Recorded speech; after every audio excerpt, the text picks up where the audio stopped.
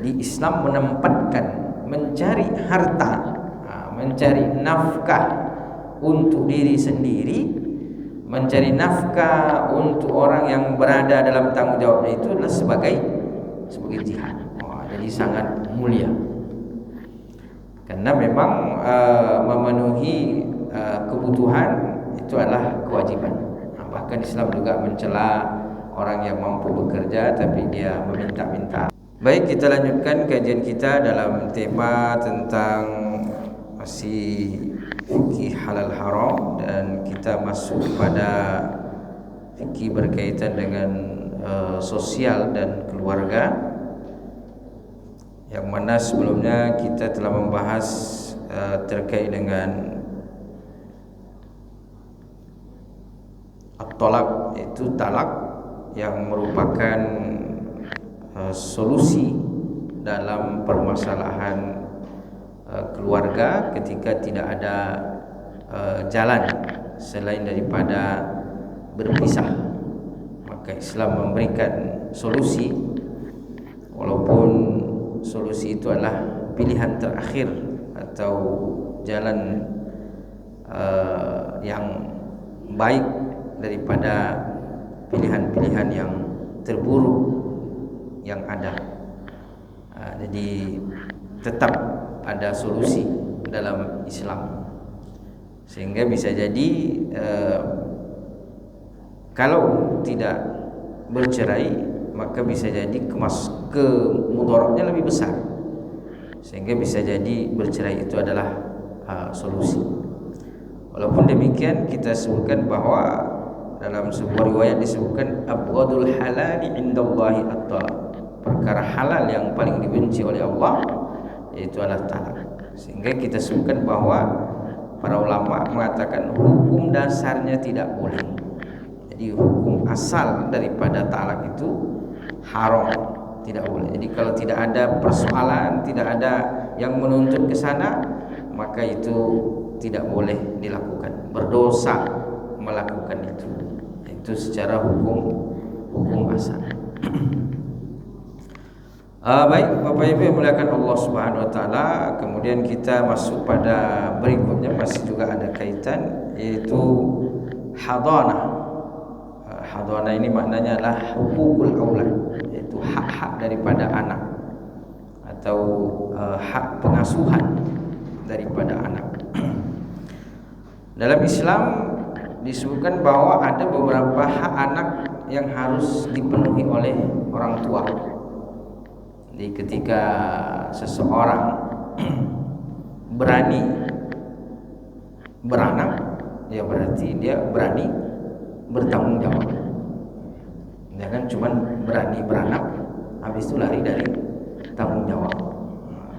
Karena sering juga terjadi hal seperti itu. Maunya beranak, habis itu tidak mau tanggung jawab. Nah, kalau dalam Islam bahwa anak itu adalah amanah, maka mulai dari pertama yaitu adalah hak nasabnya. Hak nasabnya harus jelas. Jadi nasab anak itu adalah merupakan hak dia. Kalau orang tua tidak menjelaskan nasab anaknya atau menyebabkan nasab anaknya menjadi kabur, itu berdosa. Nah, maka kewajiban orang tua pertama adalah memastikan nasab anak itu. Karena salah satu kemuliaan seseorang adalah daripada nasab.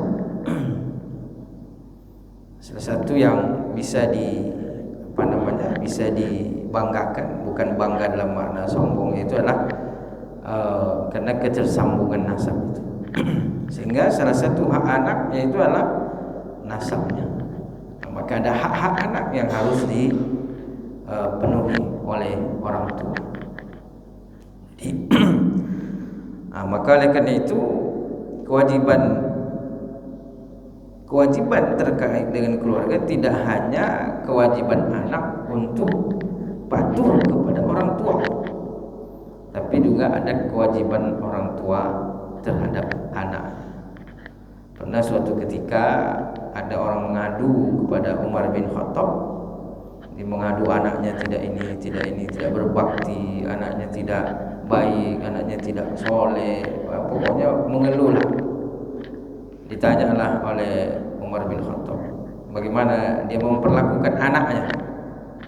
Akhirnya anaknya itu dipanggil, didengarkan juga keterangannya. Nah, itu pentingnya dalam Islam ada istilah tabayun. Jadi jangan kita hanya mendengar sepihak, maka harus dengar juga. Kalau ada pengaduan suami ke pengadilan, maka harus dipanggil juga istrinya, didengarkan. Atau pengaduan istri, maka harus didengar juga suaminya. Pengaduan orang tua harus didengar juga anaknya. Pengaduan anak didengar juga orang tuanya. Ini tabayun. Jadi ketika anak itu didengarkan, maka apa kata Umar bin Khattab kepada orang tua yang mengadu tadi? Kata Umar bin Khattab, sebelum anakmu durhaka kepadamu, jadi sebelum anakmu durhaka, kata dia kan anak saya durhaka begini tidak tahan. Maka kata Umar bin Khattab, sebelum anakmu durhaka kepadamu, engkau dulu yang lebih dulu durhaka kepada anakmu. Jadi Bapak Ibu, ternyata ada juga yang populer kan anak durhaka, kan? Ternyata ada juga orang tua durhaka. Yang ini di kita kan anak dikit-dikit anak durhaka. Padahal ternyata ada juga orang tua yang durhaka.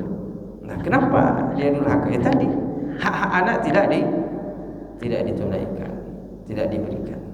Nah, maka kadang orang berharap anaknya soleh, anaknya baik. Hanya dia yang berharap, tapi tidak dilaksanakan. Kewajiban dia, hak anak tidak diberikan.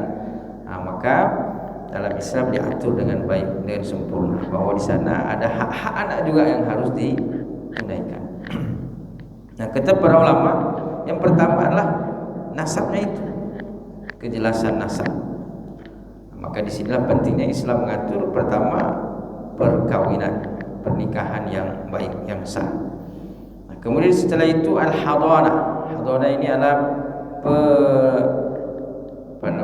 perawatan, di pengasuhan. Jadi ada hak asuh.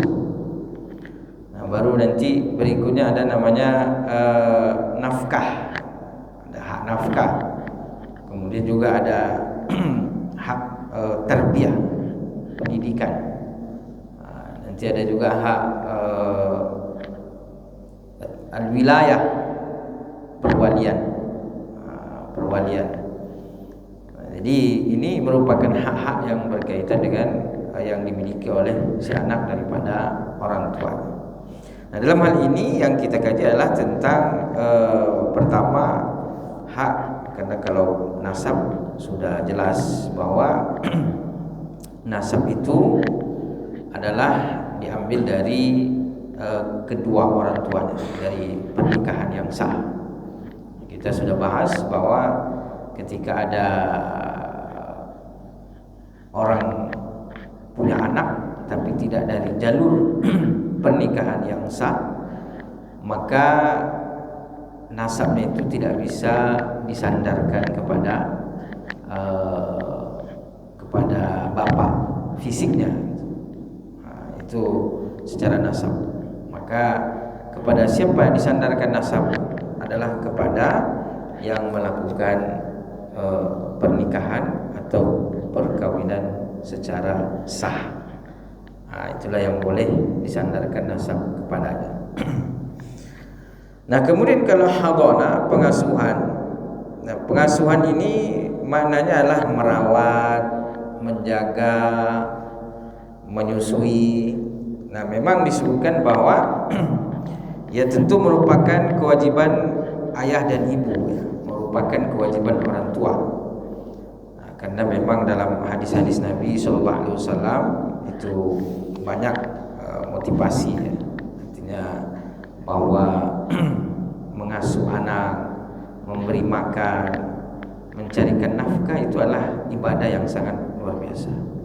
Dalam sebuah riwayat Nabi SAW mengatakan bahwa man kharaja, siapa yang keluar dari rumahnya dengan tujuan untuk mencari nafkah, karena dia menafkahi dirinya, mencari nafkah untuk dirinya untuk makan, dan juga mencari nafkah untuk orang yang ditanggung, istri, anaknya, maka kata Nabi SAW, fahuwa fi sabilillah, maka dia berada di jalan Allah Subhanahu wa taala.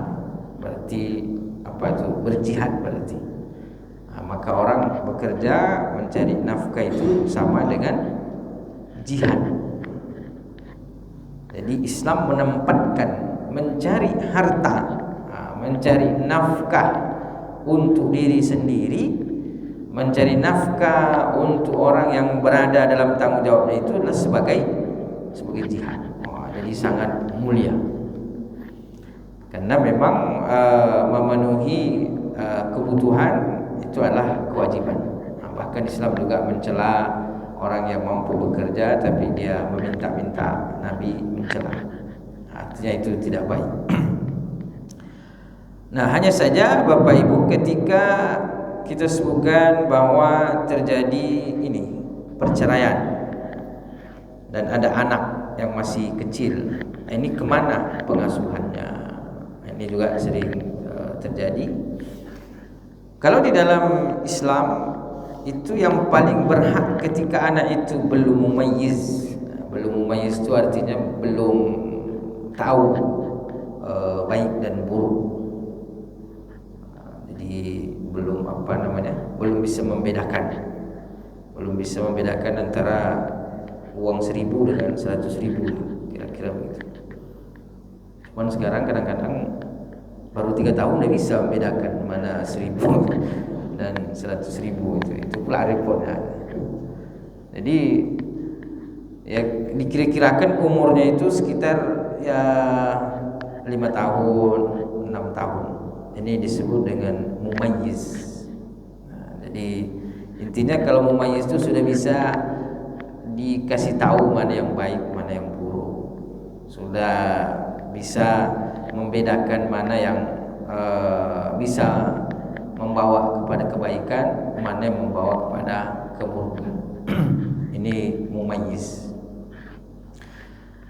Nah, dalam fikih Islam itu diperhatikan tentang mulai dari dia sebagai bayi, anak-anak, kemudian mumayyiz, kemudian mendekati dewasa, kemudian dewasa. Ini diperhatikan ya. Kenapa? Karena di situ ada terkait dengan hukum.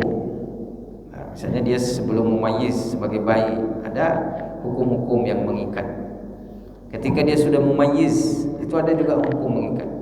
Seperti misalnya ketika sudah mumayyiz, maka sebagian para ulama itu sudah boleh melakukan transaksi. Dalam mazhab Hanafi, orang kalau sudah mumayyiz maka dia sudah boleh melakukan transaksi muamalah, jual beli, sewa menyewa. Nah, itu sudah berdiri sendiri hak transaksinya. Nah, tapi kalau belum mumayyiz maka itu diawasi oleh walinya. Nah, kalau dia anak ini belum mumayyiz, maka siapa yang berhak terhadap pengasuhannya? Disebutkan oleh para ulama, ittafaqal ulama ala anna al-umma haqqun nisa bi hadanatis saghir idza tulibat an tahdanahu ma damat ahlan lil hadanah. Nah, jadi untuk pengasuhan anak yang belum mumayyiz ini disebutkan bahwa yang paling utama adalah ibunya. Nah, jadi kalau dia belum mumayyiz maka yang paling utama adalah ibunya. Nah, disebutkan dalam kitab-kitab lain, kenapa ibunya? Li syafaqatiha, karena tabiat ibu itu lebih penyayang, lebih lembut, lebih lebih perasaannya lebih dalam. Nah, makanya kalau dia belum mumayyiz, maka yang paling berhak itu adalah ibu. Karena anak kecil, bayi yang belum, masih kecil lah, ini butuh kasih sayang yang lebih gitu. Kalau bapak kan ya sayang juga, cuman kadang-kadang sayangnya itu hanya apa ya, tidak melalui usapan tangan misalnya, tapi lebih kepada tanggung jawab saya, tanggung jawab mencarikan nafkah, mencarikan makan. Nah, itu bentuk kasih sayang. Tapi kalau kasih sayang seorang ibu kan, nah itu memang lebih terasa gitu. Nah, makanya kata para ulama yang lebih utama dalam pengasuhan anak yang belum mumayyiz, maka itu adalah kepada ibunya. Walaupun nanti bisa jadi karena ada faktor lain, maka diserahkan kepada ayahnya misalnya, karena ada faktor lain. Nah, jadi kalau tidak ada faktor yang menghalangi, maka yang paling utama adalah ibunya. Nah, walaupun nanti dari segi nafkah ya tentu dari ayah nafkahnya, terutama ketika anak itu masih dalam masa menyusui. Nah, walaupun terkait menyusui ini kan boleh membayar orang untuk disusukan, sebagaimana kita lihat misalnya kisah baginda Rasulullah SAW, di mana beliau juga ketika dilahirkan oleh ibunya itu langsung disusukan oleh seorang perempuan yang bernama Halimatu As-Sa'diyah. Nah, dan tentu nafkah itu semua ditanggung oleh ayah, oleh suami. Nah, karena memang seluruh nafkah yang terkait dengan keluarga, dengan anak, itu adalah tanggung jawab daripada suami. Nah, jadi walaupun pengasuhannya kepada ibu, tapi dari segi nafkah tetap dari suami. Nah, jadi pengasuhannya kepada ibu, tapi nafkahnya dari suami. Dan itu pula yang diambil oleh hukum kita, kompilasi hukum Islam. Jadi dalam kompilasi hukum Islam kita itu artinya gabungan antara hukum negara dengan hukum Islam. Anak yang belum mumayyiz, kalau terjadi perpisahan oleh orang tuanya, maka anak yang belum mumayyiz itu diserahkan kepada ibunya. Kalau tidak ada faktor-faktor lain, misalnya faktor ibunya akhlaknya kurang, misalnya akhlaknya kurang baik, atau bisa menjadikan anaknya itu tidak baik, maka tentu itu menjadi diantara sebab tidak diserahkan kepadanya gitu. Nah, tapi kalau tidak ada yang sekiranya bisa menghalangi, maka diserahkan kepada ibunya. Itu sebelum mumayyiz. Tapi kalau sudah mumayyiz, kalau di hukum kita, maka anak itu diberikan pilihan, mau ikut ayahnya atau ikut ibunya. Nah, balik lagi ke anak itu, dia mau ikut siapa.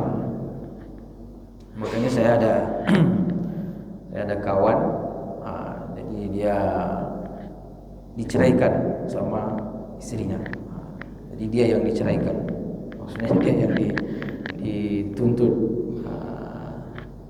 Dia punya anak 3, sudah mumayyiz semuanya, sehingga anak ini diberikan pilihan untuk memilih. Ternyata semuanya memilih bapaknya.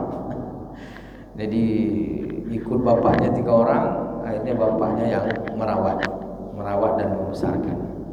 Karena memang kalau sudah mumayyiz, maka diserahkan kepada anak itu. Anak ini diberikan pilihan mau milih yang mana, milih bapak atau milih ibu. Tapi terkait dengan masalah nafkah, tetap tanggung jawab suami, ayah. Jadi pengasuhan ini boleh ke ibunya, boleh ke ayahnya, tapi untuk nafkah tetap menjadi tanggung jawab suami. Dan itulah yang ditetapkan di dalam syariat.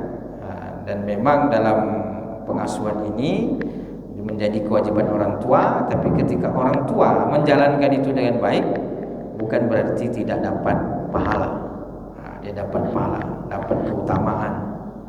Bahkan dalam sebuah hadis Nabi sallallahu alaihi wasallam, "Man kana lahu thalathu banat," siapa yang punya 3 anak perempuan, fa'awahunna, dirawat dengan baik, wa at'amahunna, memberikan makan, wa kasahunna, memberikan pakaian. Jadi merawat, mendidik, maka kata Nabi sallallahu alaihi wasallam, kunna lahunna hijaban minan nar, maka itu akan menjadi penghalang bagi orang tuanya dari api neraka.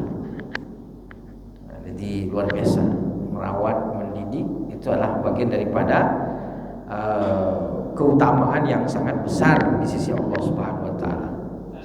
Dalam posisi seperti itu, apakah antara suami dengan istri tak ada sanksi dosa? Karena dia bercerai, anak mereka sangat teraniaya lah. Karena anak saya kedua orang tua, salah satu mau besar.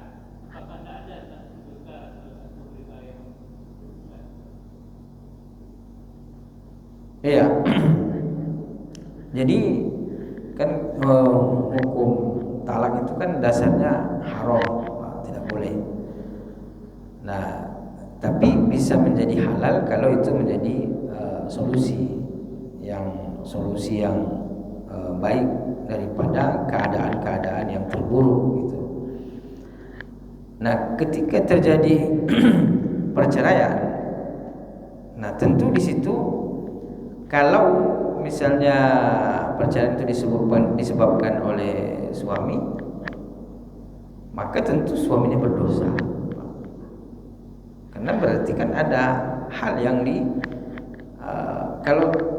kalau normal saja tiba-tiba salah satunya minta cerai, kan yang minta itu kan berdosa gitu. Jadi siapa yang menjadi sebab daripada perceraian itu, maka dialah yang berdosa. Kak,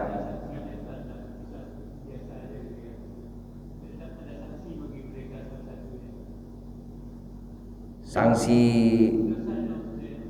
dosa ya berdosa, Pak, kalau melakukan maksudnya karena perbuatannya akhirnya terjadi perceraian dan anak-anaknya menjadi terlantar misalnya, atau terabaikan kasih sayangnya, maka tentu berdosa.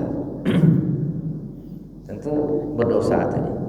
Nah, cuman dalam hal dia solusi di mana dia harus bercerai misalnya, itu menjadi solusi.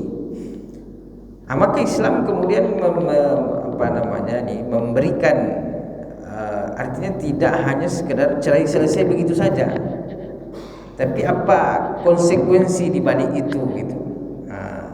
Ya kalau perceraiannya tentu tadi, kalaupun dia boleh, dia menjadi halal yang paling dibenci oleh Allah, dan kemudian anak-anak menjadi korban, paling tidak korban perasaan. Nah, tentu semua itu memberikan dampak kepada orang tua. Jadi kalau ditanya sanksinya, tentu mereka berdosa itu. Tapi tinggal lagi siapa yang menjadi penyebab.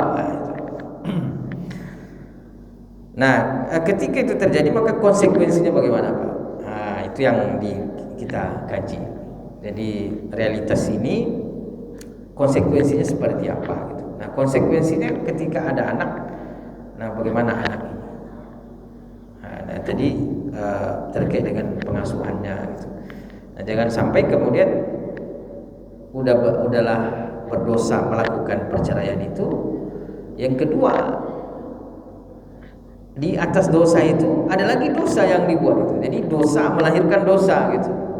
Itu sudah berdosa dengan melakukan perceraian, anak menjadi korban, lalu kemudian dia tidak menjalankan tanggung jawabnya. Dengan perceraian itu kemudian anak menjadi terlantar, itu tambah lagi dosanya.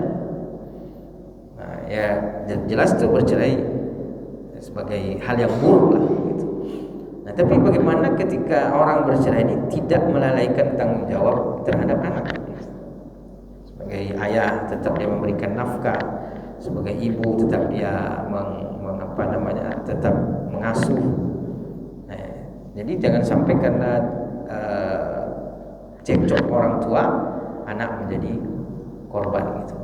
Nah, itu yang diinginkan gitu, Pak. Makanya ada pembahasan terkait dengan hak pengasuhan tadi itu. Nah, kenapa? Karena ini jangan sampai orang tua bermasalah, anak menjadi korban gitu. Nah, jadi memang cerai itu sendiri sudah mudarat bagi anak. Nah, tapi jangan sampai mudarat itu lebih besar lagi dengan menelantarkan. Jadi memang cerai itu tidak baik. Tapi kalau kita lihat masih ada orang ketika dia sudah cerai tapi anaknya tetap terurus dengan baik.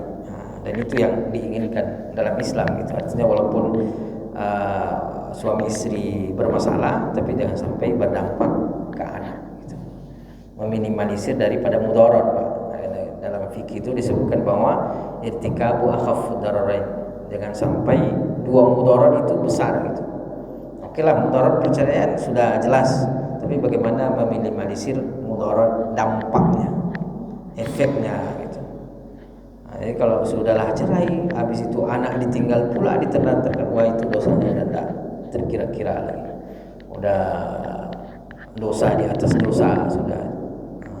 Jadi sudah menyiksa perasaan anaknya, menyiksa pula zahirnya dengan tidak memberikan nafkah dan pengasuhan.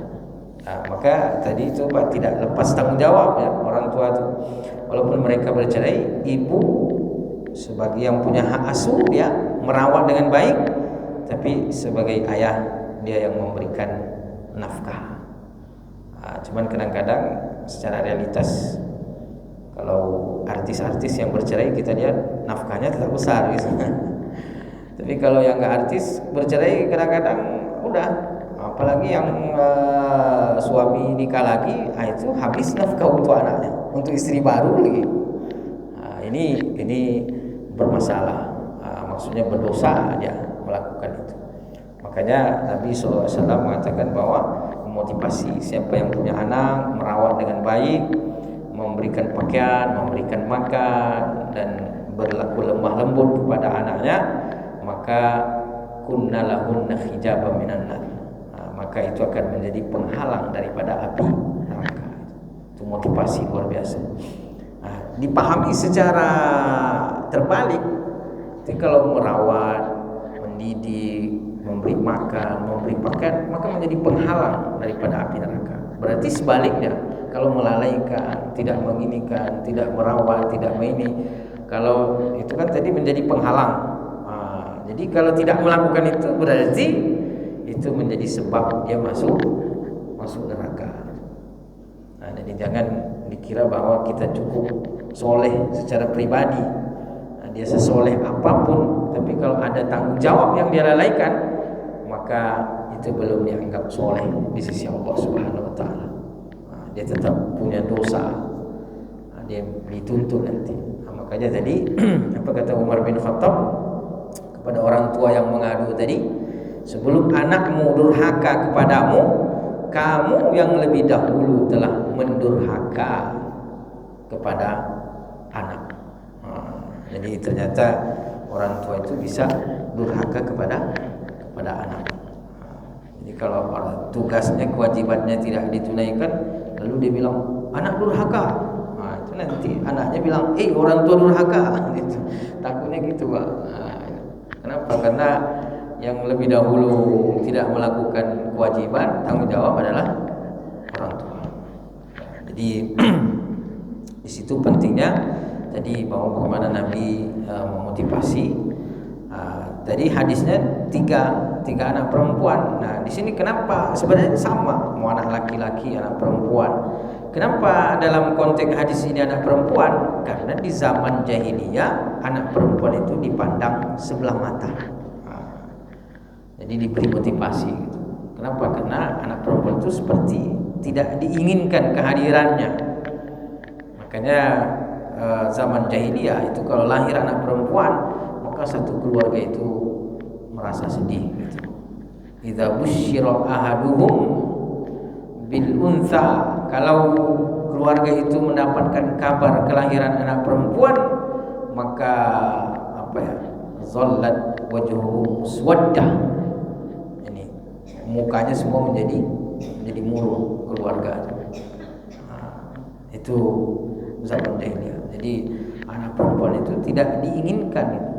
Bahkan ada riwayat bahwa anak perempuan dikubur, ya kan. Walaupun riwayat ini tidak kuat, tetapi ada disebutkan. Seperti misalnya suatu ketika Umar bin Khattab itu melihat ke atas, beliau tertawa, dan melihat ke bawah beliau menangis. Ditanya, kenapa melihat ke atas tertawa? Beliau bilang, ini kami meratapi zaman dulu, zaman jahiliyah, ya. Tuhan kami sembah, setelah kami sembah, lapar menyembah Tuhan, kami makan Tuhan itu. Maka itulah kebodohan kami. Jadi mengingat-ingat itu dia tertawa gitu. Maksudnya betapa bodohnya kami dulu menyembah Tuhan, yang mana Tuhan yang kami sembah itu kami makan gitu. Karena Tuhannya terbuat dari tepung, nanti disembah, dari pagi disembah, nanti naik matahari sedikit, itu tangan Tuhannya jadi sarapan gitu. Jadi dibuat sarapan, nanti lapar dimakan semua Tuhannya. Jadi itu kata beliau, betapa bodohnya kami dulu sebelum datangnya Islam. Nah, ketika melihat ke bawah, beliau menangis. Ditanya, kenapa menangis? Betapa besarnya dosa kami terhadap anak-anak perempuan kami kubur hidup-hidup. Jadi, tapi ini juga diperselisihkan oleh para ulama tentang kesohihannya. Tapi artinya bisa jadi itu terjadi.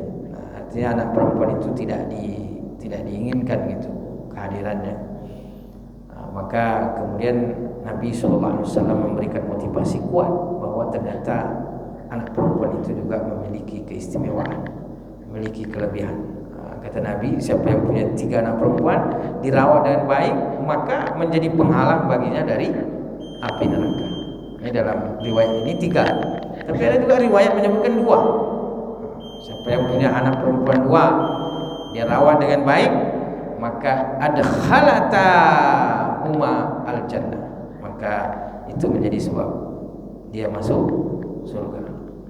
Periwayat hadis ini bilang begini,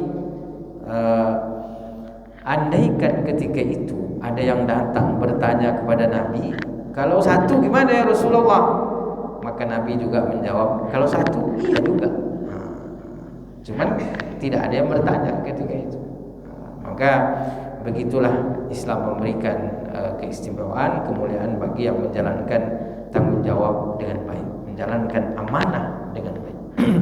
Artinya urusan kewajiban di dunia itu dampaknya juga kepada kehidupan akhirat. Nah, ini yang terkait dengan pengasuhan. Lalu kemudian ada syarat-syarat. Jadi ada syarat dalam pengasuhan itu, seperti kita sebutkan bahwa memang tadi yang paling utama adalah ibu, kalau dia belum kalau dia belum mumayyiz. Nah, tapi juga ada ini syarat, seperti misalnya kalau di sini disebutkan bahwa tidak boleh diserahkan kepada